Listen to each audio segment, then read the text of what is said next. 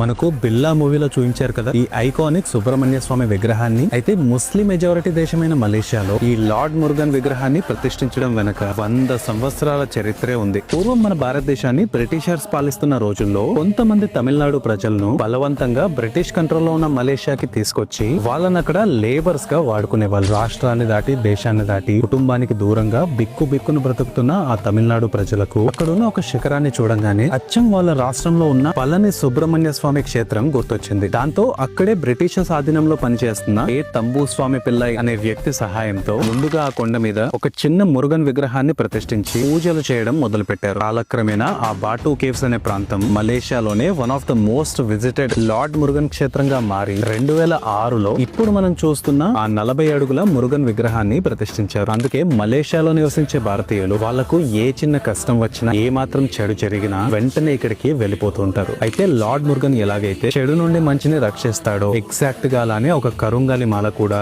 Negative energies నుండి నర దృష్టి నుండి బయట పడేస్తుంది అని బలంగా నమ్ముతారు.